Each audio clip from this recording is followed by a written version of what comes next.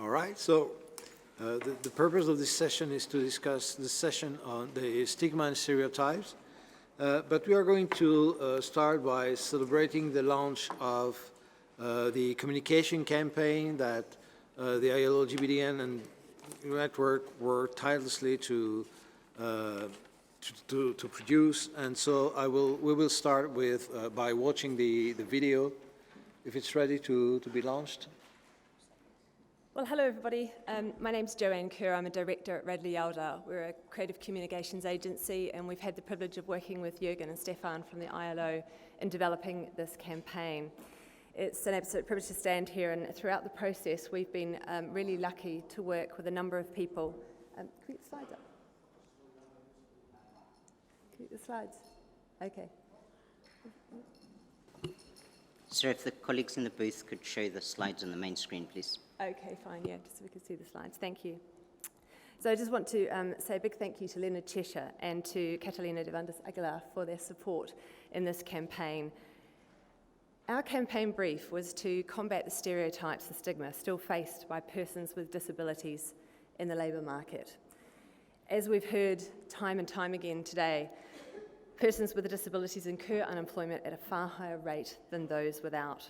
Culture, legislation, history all play a role in creating barriers to employment, but at its highest level, some of the biggest barriers come from the opinions held by others about what people can and cannot do. Opinions that are largely based on myths, fear, and lack of understanding.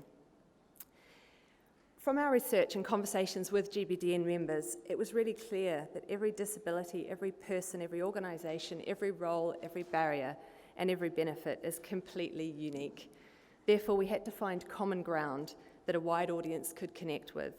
We knew that we could not develop a campaign idea that was too theoretical or one that created further separation or fragmentation of the challenge. We didn't want to be too polite, too gentle, so that it was overlooked. And we needed to ensure that it did not exclude persons with disabilities from that conversation.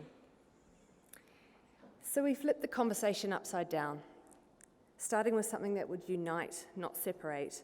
This campaign is grounded in a word synonymous with the world of work, talent, and it exposes what is getting in the way of that talent progressing in the labour market, and we have been deliberately provocative. This campaign is about invalid opinions. As we know, people with disabilities unfortunately are used to being dismissed, judged, or belittled. Most of these opinions aren't intentionally malicious. They're well-meaning but miss the mark, assuming the person they're addressing is weaker, more vulnerable, or less likely to succeed because of their disability. So who better to call out these opinions than those who have experienced them directly? The campaign puts a spotlight on a number of individuals defying invalid opinions every day, asking the viewer to confront their own beliefs and to consider if they are part of the problem or part of the solution. I'll play the film.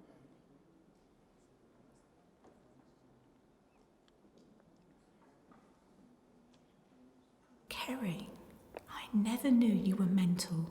She'll be very, very lucky if she can stack boxes in a supermarket. He works with his lot. I went to the cafeteria and I got a coffee, and I was stopped by a woman, and she said, "Can I pray for you?" And I said, "Well, I've already got my caramel latte, so I'm okay, thanks." My teacher said to me, "Oh, you can't be an actor if you can't read." The waiter came along, handed my mother the menu, and asked her, did she want to read it to me, or should he read it to me? I've got 2 degrees. I'm very capable of reading a menu. She said, let's be honest here, Kerry, you're not dyslexic. You just went to a large state comprehensive school and had very bad education. Disability is not the same as inability. I've represented my country at an international level. My mind thinks outside of the box. I got a BA Honours in Humanities. Industrial engineering. Social psychology. I then pursued my master's. Then I did postdoc in London. Oftentimes, other people put the disability ahead of the person. I would go into an interview and need to seriously outperform the people that I was up against. Difference, it's just a difference. We are all human. Basically, you treat disabled people the way you would treat anybody else. I think of myself as a regular person who has dreams, who has ambitions, who happens to have a disability. What do I call a disabled person? How do I refer to them? You call them by their name, ideally, you know?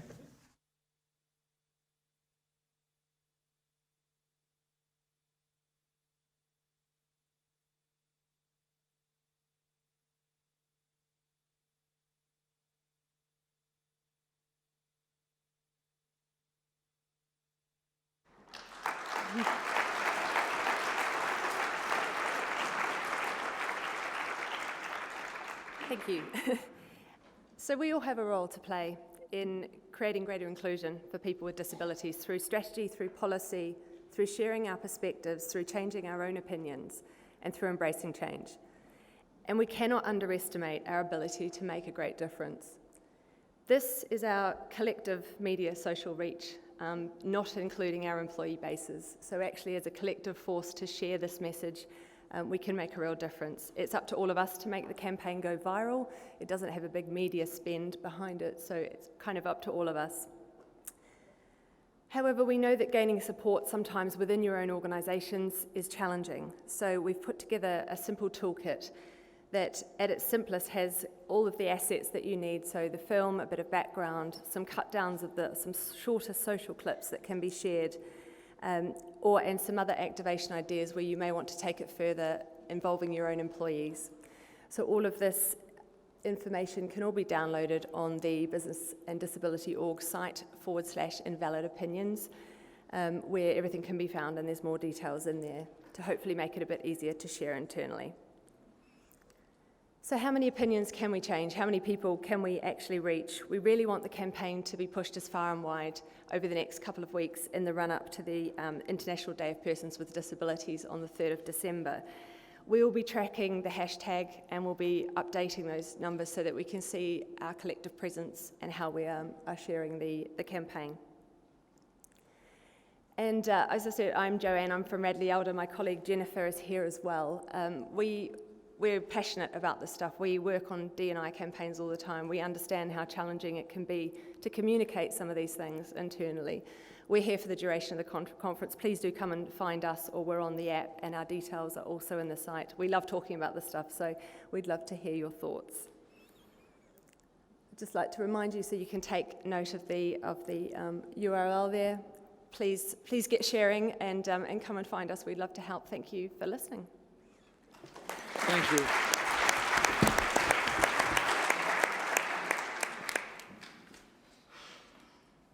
It was definitely worth all the work, I can tell you, absolutely.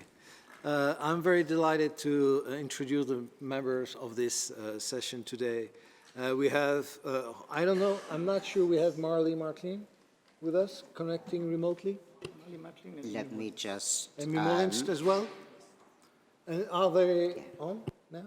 They are listening in, and after you pose the questions to each of the persons here on the panel, you would bring in Marlee Matlin, and after that, Okay, good.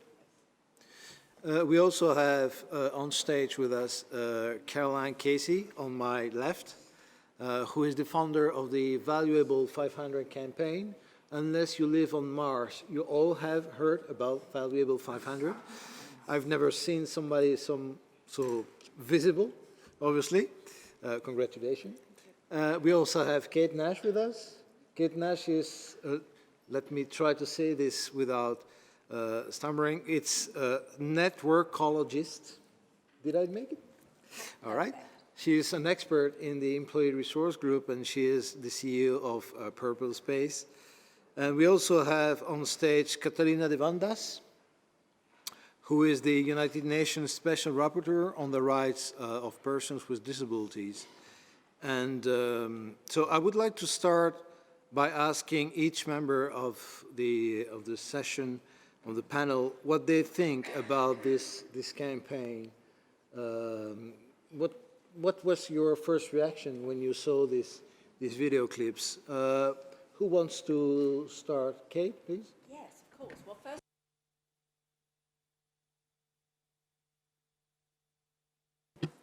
Forgive me. So, yeah, my first reaction is one of congratulations.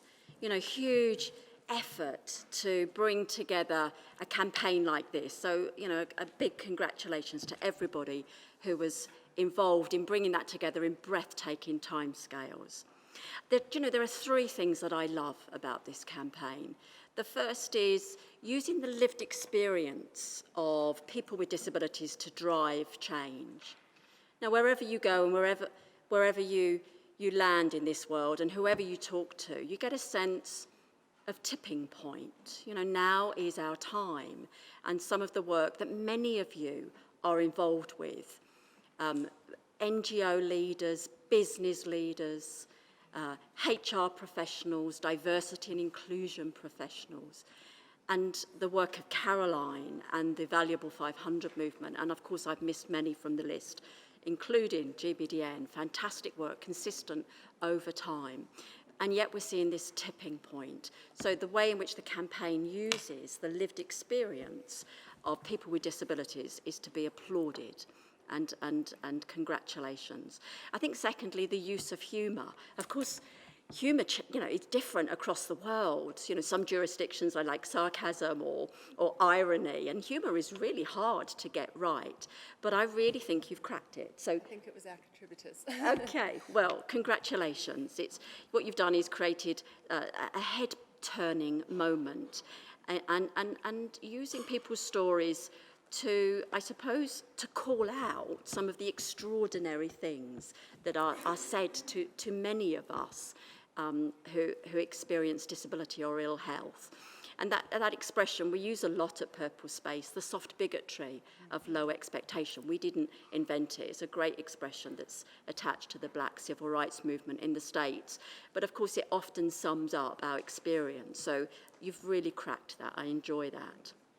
And then thirdly, the way you've also called out extraordinary talent, and you do that cleverly by using people's titles and, towards the end, really getting a sense of the amazing talent that works day in and day out. This is a subject that's often defined as negative and a deficit. There's not enough offers, or there's no data, or there's not enough workplace adjustments, or the policies are found wanting.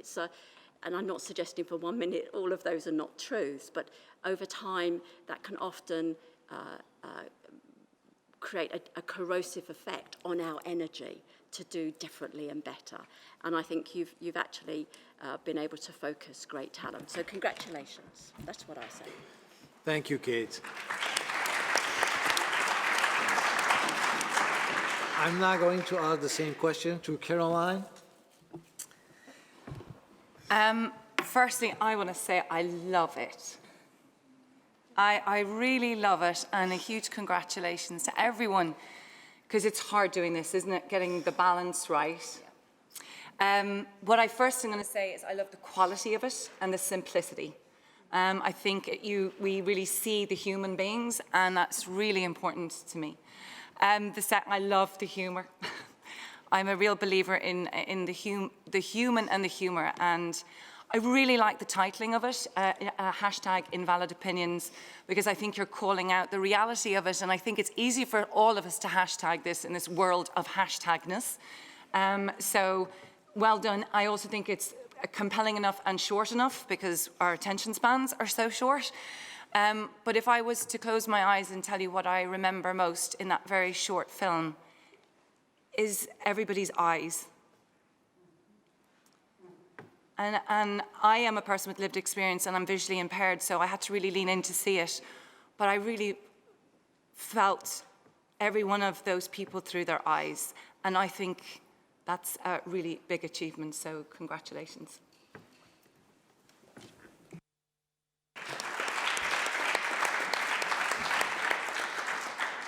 What about you, Catalina? What did you think? Well, thank you very much. And first, I also would like to welcome this much-needed campaign and the quality of it. I fully agree with you. I think that's very refreshing to see it. And I'm also very happy as a special rapporteur to endorse a campaign that is helping us to challenge the stigma, discrimination in a very engaging way. It's difficult to add something else, but I would agree that a first component is that presented by persons with disabilities themselves, which is what we want, right? People with disabilities, talking about people with disabilities. This is the nothing about us without us, and this is what we want to see, and to have it straightforward in a message that, as you said, is not theoretical, which is, and I want to perhaps reflect a little bit more about that. One of the biggest challenges I believe we have, especially from a human rights lawyer perspective, and in my work, we tend to be overcomplicated to say things. And so in a way in which this is presented is far more engaging and a straightforward, simple message that is helping us to have this conversation with the audience, I think. And the third point that I like very much is that it is presented as, you know, disability is just a regular part of the human experience. It's just something that happens to some of us, and that's okay. And we have just regular lives, and all, it's fine, right? And you can call us by our names. We can just have our latte, and it's all fine. And I think that that is also something that is provoking, right? Is to say, well, we're happy, we're not suffering, it's not a tragedy, we're here, it's cool. I'm capable to read the menu, don't worry. So I really like that part of it that is bringing a new light, and is challenging, right? The invalid opinions that you said is, oh my God, we are not supposed to talk about that, right? But we are, and we're doing it in a very positive way. So I also want to congratulate you and thank you for the effort. Thank you very much, Catalina. I would like to ask the same question to our remote guests. Would it be possible, Stefan? Shall we start with Marlee, maybe? Yeah. Yeah.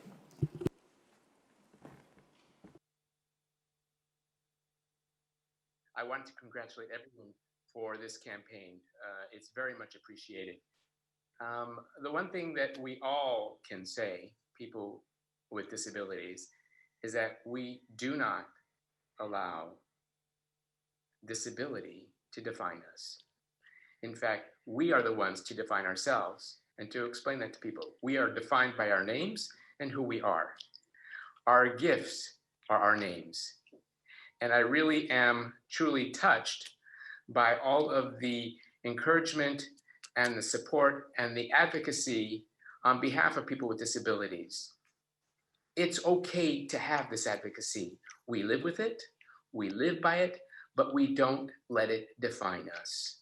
It's just something that we have within us and that we didn't build into our psyche. It's just how we are built, how we are. And we go about our lives as best we can. We have families, we drive, we go to school, we earn degrees, we do everything. We buy popcorn at the movie theater. So the only difference is that we deal with the disabilities that we live with, but we go about our lives. Sign language is my tool. American Sign Language is my tool. I use it every day. And that's all. And you can hear my interpreter speaking for me. And I don't have that deep of a voice. I wanted to let you know. It's my interpreter, not me. But I just have some prepared remarks, and I worked on them. So pardon me for looking to my remarks, but thank you, congratulations. So just give me a moment and I'll read you my prepared remarks, okay? I wanted to say, in my prepared remarks, I again repeated my name. I am Marlee Matlin, and I work in the entertainment industry as an actor, as a writer, and a producer, and a whole host of other things. And I hold although I hold Hollywood's highest honor, the Academy Award, I am no stranger to stigma, stereotypes, judgment, or criticisms. How often have I heard the disbelieving voice, can she do it? Is she meant for this job? It might get complicated for us to hire a deaf actor, etc. If I could count a penny for every invalid opinion that came my way, I might feel like I won the lottery. You see, these are biases that hurt people with disabilities. They hold us back. They create barriers. They dehumanize us and entrench stereotypes. Despite facing these biases in the industry and outside, I never gave up fighting for my right for fairness, equality, and inclusion. So like you, I encourage us to use the hashtag #InvalidOpinions and join ILO's campaign on inclusion of people with disabilities in the world of work. Your opinion matters, and we have to make sure that this is valid. Thank you.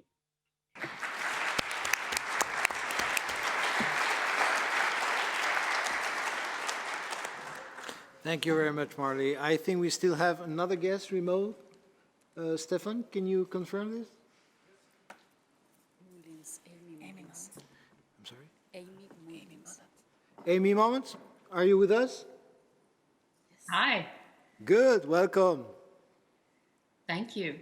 Please forgive me, I'm a bit under the weather today in New York, but very, very honored to have been invited and pleased that I could be with all of you. And I echo the sentiments that have come before about this campaign. I think it's beautifully done. You know, it's elegant in its simplicity. And I personally love how we're putting a word that has caused so much pain to so many with invalid, and just putting it out there in a very simple way that's allows people to see it for what it is and make their own conclusions as to whether or not they ever want to use that word when describing another human being. And certainly, you know, Marlee is someone that, for myself, also working in the entertainment industry, is an icon and has built an extraordinary career. But I think something that both of us face is the idea that it's quite lonely where we are. There is very much a feeling that we see one person who gets to represent this part of the spectrum of human experience in films and television. You know, we tend not to see many actors who are portraying human beings on screen who live with different bodies and what people would call a disability. So certainly in my past life as an athlete, 20 years ago, I was asked by one of the biggest athletic apparel companies in the world to be in a commercial, and the commercial was going to have every one of their marquee celebrity household name athletes in it, everybody running, training on a treadmill next to each other, and they were going to end the commercial with me on a treadmill and then panning down to focus on my sprinting legs, which 20-something years ago were still very new in the world and hadn't really been seen. And they offered me what would be scale for multi-year global usage when everyone else in this commercial was getting a massive contract and an incredible paycheck. And when I brought this up, the obvious disparity that I would be making something like 2% or 1.5% what everyone else in the commercial would be making, they said, well, you're lucky to be getting anything at all. You're a disabled athlete. You should be thankful for the press. And I guess I just wasn't thankful enough for that press, and I didn't do it. But these kinds of opinions are harmful, and they are prevalent. And I think in what Radley Yeldar managed to achieve, and everyone who worked on this campaign, is to be able to give us tools for people to arrive at their own conclusions. It's quite obvious when you see people with such accomplishments and education and employment background, that they are absolutely capable and should be coveted members of our workplace. So I'm thrilled that this now exists and we can take it out into the world and champion it further. So thank you.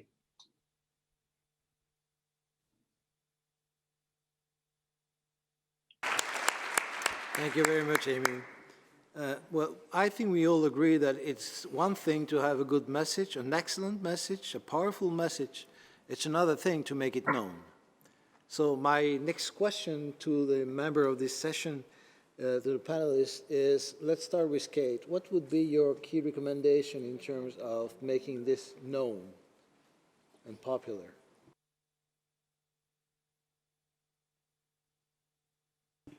Just checking there, Yves.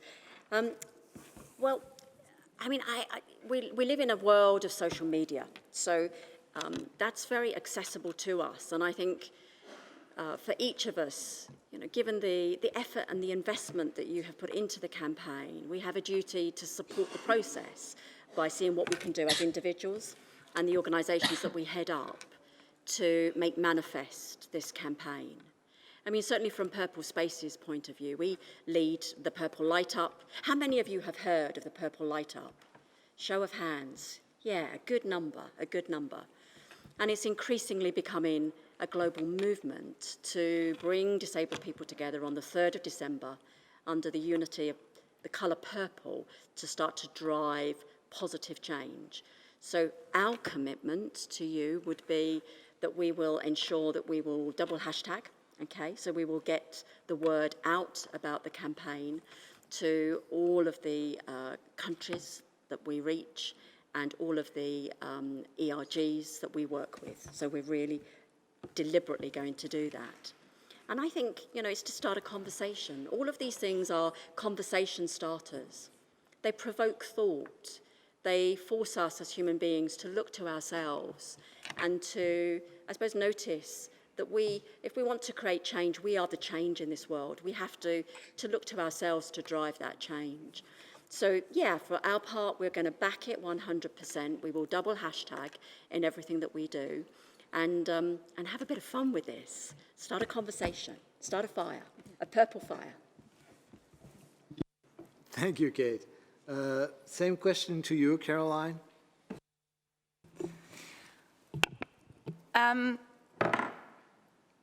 The first thing is, you said that I've been everywhere. The Valuable 500 is 10 months old, and I'm absolutely exhausted. I'm exhausted because getting something out there requires you to say no to nothing and to keep going, and to keep going and keep pushing and keep pushing.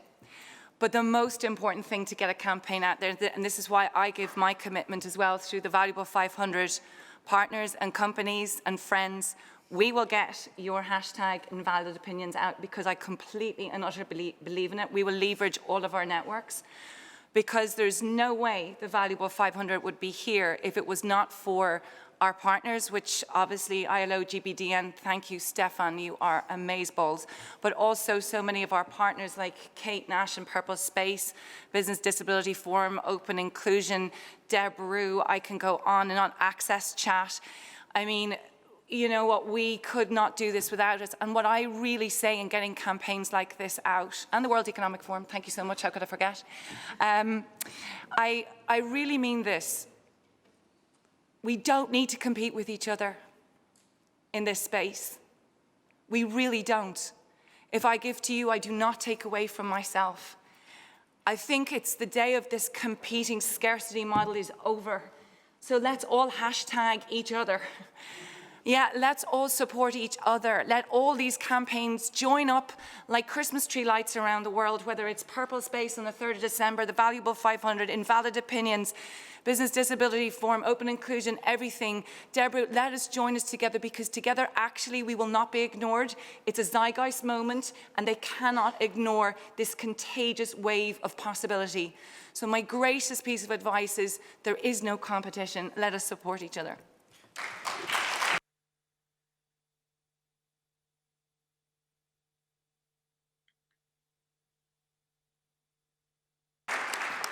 Now I think you know why Valuable 500 works well. Catalina, what would be your recommendation? Well, as I said before, I'm a human rights expert, and that by definition makes us a little bit boring, so it's complicated.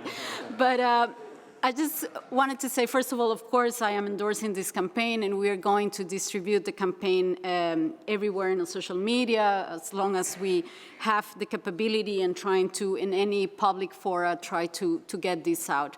I do think that we have two main challenges and that are absolutely related.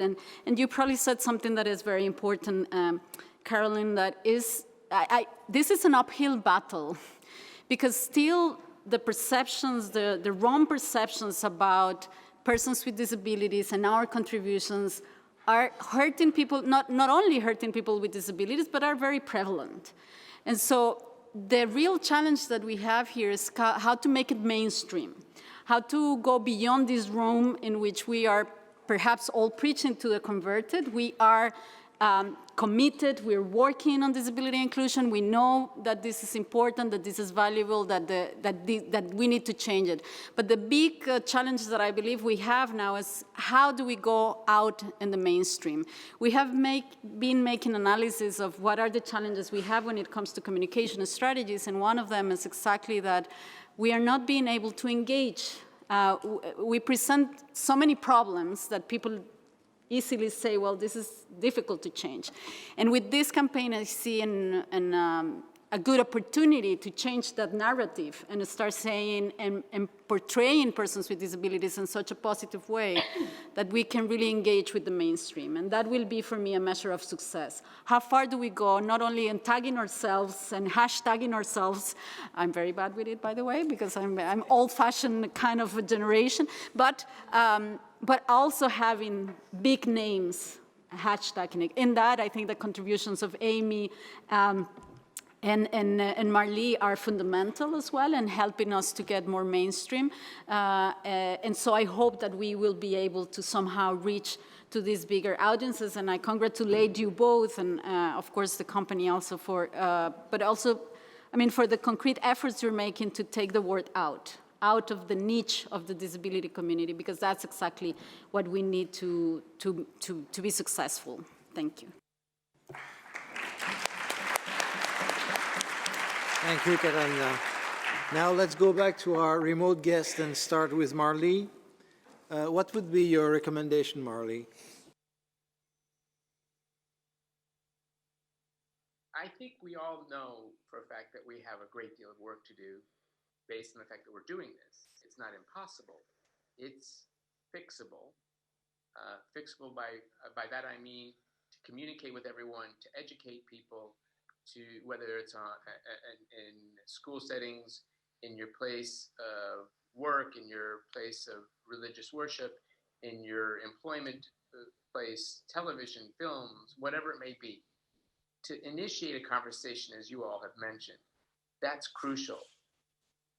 I think, I mean, you know, some people might think it sounds easy if somebody like me can tweet about it, but again, we all have to work together where we can, in the disability, particularly in the deaf and hard of hearing community, to get things moving, to people who consider themselves not disabled to be part of the conversation. We want to emphasize, as I said earlier, that they cannot define us. We are the ones to define ourselves, but they need to work with us. I think one big organization that we can take advantage of in the United States is the National Association for the Deaf, which is the premier civil rights organization for people, for the millions of people who are deaf and hard of hearing in the United States. And I work with them to fight every day on a daily basis, having to do with the rights and access to interpreters, whether you're in a hospital setting or in a prison setting, where people don't get the same benefits to communication access that people who do not have a disability have. And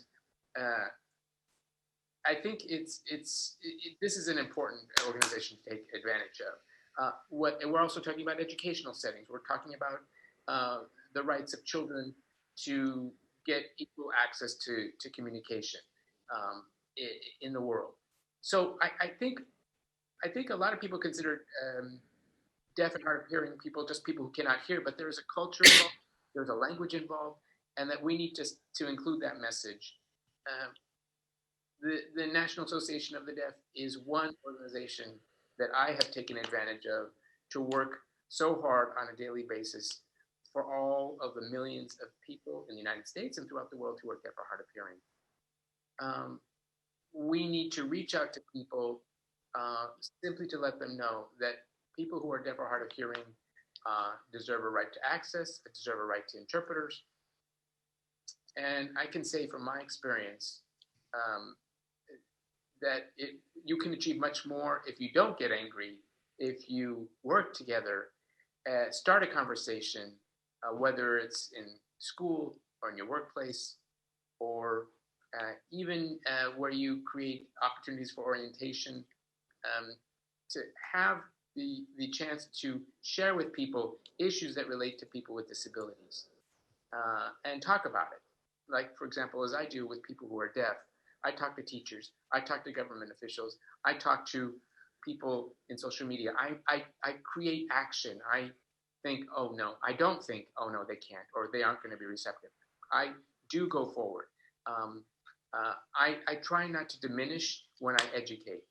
So I believe in conversation, I believe in collaboration, I believe in education, and it's critical for all of these things. And I think one thing I want to talk about, something I face on a daily basis when, for example, there is an emergency or an earthquake or a fire or a hurricane, whatever it may be, where there is a national alert, whether it's on your phone or on television, and it's all sound-based.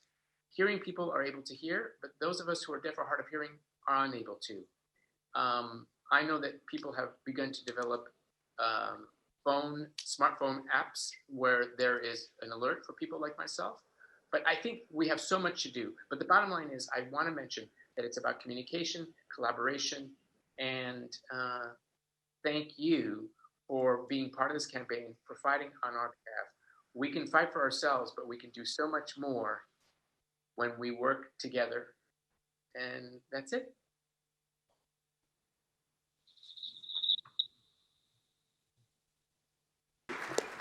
Thank you very much, Marlee. Amy, same question to you. What would you recommend we do? Well, echoing what's been already said about the collaboration, that's key. I'm just thinking about how many organizations exist, certainly in the United States alone, both from a labor organization perspective and also, just the sense of being communities of other. I mean, I'm thinking about all of the national governing bodies that feed into the Paralympic committees in every country, that would be so, I think, so excited for this video and for this toolkit. I'm thinking about our union here in the United States for actors. There's a lot of conversation about diversity and inclusion, but there is, a lot of times diversity and inclusion in our business is right now focusing on racial diversity and not so much people with disabilities. And as recently as 2 weeks ago, I was told that I'm not the right kind of diverse. So these I feel like reaching out to some of these organizations that perhaps don't even realize that just how many people are experiencing this kind of discrimination, that are incredibly capable in being a part of our workforce. That would be my recommendation, to think about what I'm excited about by this generation of teenagers and early 20s right now is just how much their perspective has changed from what I grew up with. There is a sense of fluidity amongst so many defining characteristics, and I think that's what this generation insists on, that they want the right to define themselves and to keep changing that definition as they evolve, which I find thrilling. And I think that we're going to see a very natural absorption of these ideas, because we're entering this time where old expressions like "you throw like a girl," which I grew up with, they don't mean anything to young boys and girls today. From my experience in working with children in advocacy, they don't understand why that would be a derogatory comment, because they've grown up watching Serena Williams or and I think thinking about how we can connect with existing labor organizations that are not see themselves as disability advocates could be a compelling route, because I think we're providing them with a toolkit that is beautiful and simple, powerful, and, like I said, has humor and is very easily digested by anyone who sees it. That would be my recommendation.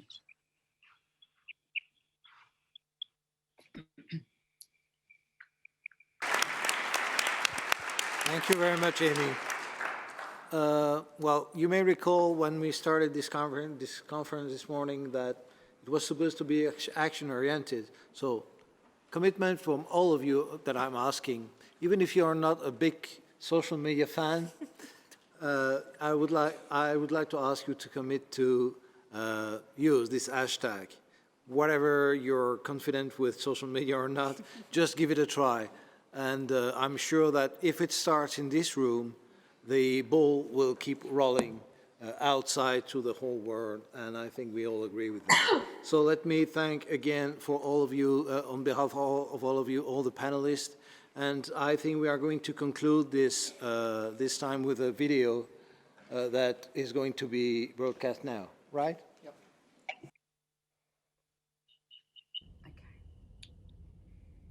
Negative perceptions about a person's disability, negative stereotypes, or negative values as to the contribution that people with disability can make in society are an inhibitor to people with disabilities getting jobs and also being valued contributors to the world in which we live. My name's Ben, and I'm the Disability Discrimination Commissioner at the Australian Human Rights Commission. Unfortunately, I can't be with you today, but I thought I would send you a video update to talk about the important issue of overcoming stigma and barriers for people with disability. Often, when I'm out, whether in Australia or around the world, if I'm with someone, people will speak to the person I'm with rather than myself. They'll assume that I can't always answer the question that they're asking. I have 4 degrees. I have a PhD in law from Oxford University, and I'm a Rhodes Scholar. We need stigmas and barriers to change. Thank you.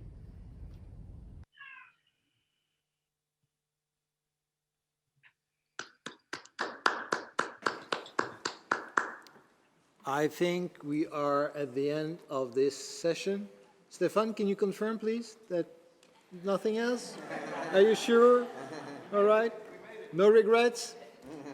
So let me thank all. All right. So let me thank the panelists on behalf of all of you, because I believe you heard a lot of new incentives, new opinions, new perspectives that we all can benefit from. So thank you everyone for watching, for attending, for your participation, active or not, and thank you for all the panelists that are with me on stage and remotely as well. Thank you very much.